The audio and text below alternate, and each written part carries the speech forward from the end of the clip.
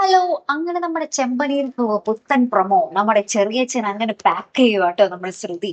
നമ്മുടെ ശ്രുതി ഭയങ്കരമായിട്ട് ഭീഷണിപ്പെടുത്തുന്നു. "നിങ്ങൾ മര്യാദയ്ക്ക് ഇവിടുന്ന് പൊയ്ക്കോളൂ" എന്ന് പറയുന്നുണ്ട്.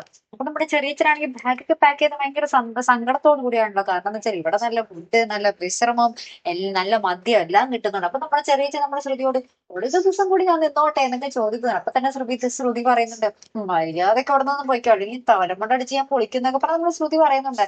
ലാസ്റ്റ് നമ്മുടെ ചെറിയച്ഛനെ എല്ലാവരും കൂടി ഇങ്ങനെ യാത്ര അയച്ചു വിടുവാട്ടോ. അപ്പൊ നമ്മുടെ ചച്ചു പറയുന്നുണ്ട്, അയാള് കുറച്ച് ദിവസം കൂടി ഇവിടെ വേണ്ടതാർന്നു എന്ന് പറയുമ്പോൾ നമ്മുടെ ശ്രുതി ചോദിക്കുന്നുണ്ട്, അതെന്തിനാണോ നിനക്ക് ഇത്ര വിഷമം എന്ന് പറയുമ്പോൾ നമ്മുടെ സച്ചി പറയുന്നുണ്ട്, അപ്പൊ പലതും ഞാൻ കള്ളങ്ങൾ പൊളിച്ചടക്കിയാണ് എന്ന് നമ്മുടെ സച്ചി പറയുകയും നമ്മുടെ ശ്രുതി അതൊക്കെ കേട്ട് ഇങ്ങനെ പേടിച്ച് നിൽക്കുന്നുണ്ട്.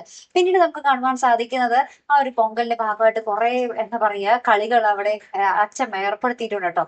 അപ്പൊ നമ്മുടെ ചന്ദ്രമതി നമ്മുടെ ശ്രീകാന്തിനെയും ഭാര്യയെയും നമ്മുടെ ശ്രുതിയൊക്കെ വിളിച്ചിട്ട് പറയുന്നുണ്ട്, ഇതിലൊക്കെ നിങ്ങൾ ജയിക്കണം, ആ സച്ചിയും രേവതയും ജയിക്കാൻ വഴി കൊടുക്കരുത് എന്നൊക്കെ പറയുന്നുണ്ട്. അപ്പുറത്ത് നമ്മുടെ രേവതി സച്ചിയോട് പറയുന്നുണ്ട്, എനിക്കിതിൽ ആര് ജയിച്ചാലും കുഴപ്പമില്ല സച്ചിയേട്ടാ, ആര് ജയിച്ചാലും എനിക്ക് സന്തോഷം തന്നെയാണ് എന്ന് നമ്മുടെ രേവതി ഇപ്പുറത്ത് പറയുന്നുണ്ട്. അത് നമ്മുടെ അച്ഛമ്മ കേൾക്കുന്നുണ്ട് കേട്ടോ. അപ്പൊ അച്ഛമ്മയ്ക്ക് ഭയങ്കര സന്തോഷം, രേവതി അത്രയും നല്ല മരുമകൾ തന്നെയാണല്ലോ എന്ന് നമ്മുടെ അച്ഛമ്മയ്ക്ക് മുന്നിൽ വീണ്ടും വീണ്ടും തെളിഞ്ഞു തെളിഞ്ഞു വരികയാണ് അല്ലെ. അപ്പൊ എന്തായാലും നമുക്ക് കാത്തിരുന്ന് കാണാം അല്ലെ. അപ്പൊ അടുത്തൊരു വീഡിയോ വരുന്നത് വരയ്ക്കും ഗുഡ് ബൈ.